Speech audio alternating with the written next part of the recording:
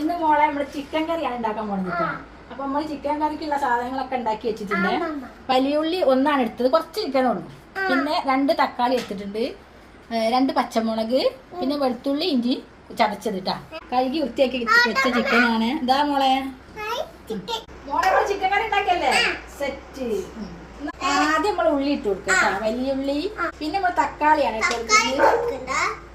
2 പച്ചമുളക് ഉണ്ട്, ഇഞ്ചി, വെളുത്തുള്ളി, മുളക് പൊടിയാണ് ഇട്ട് കൊടുക്കുന്നത്. മഞ്ഞൾപ്പൊടി, മല്ലിപ്പൊടി 2 ടീസ്പൂൺ, കാശ്മീരി പൊടിയാണ് ഇത്തിരി മതി, കളറിന് മാത്രം.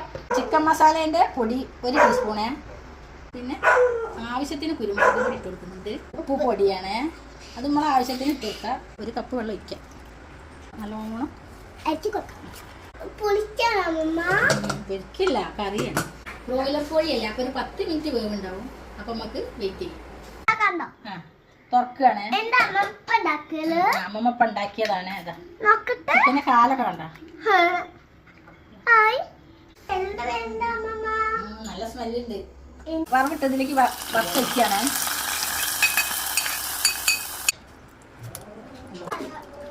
ചിക്കൻ കറി റെഡി ആയിട്ടുണ്ട്. പൊന്നു ചോറിനാ വാ. നല്ല ചൂടാണ് ഗൈസ്. നല്ല എരിവുണ്ട്, രക്ഷയില്ല, നല്ല എരിവുണ്ട്, നല്ല ഉപ്പും, നല്ല സൂപ്പർ കറിയാണെന്നാണ് പൊന്നു പറയുന്നത്. ബൈ.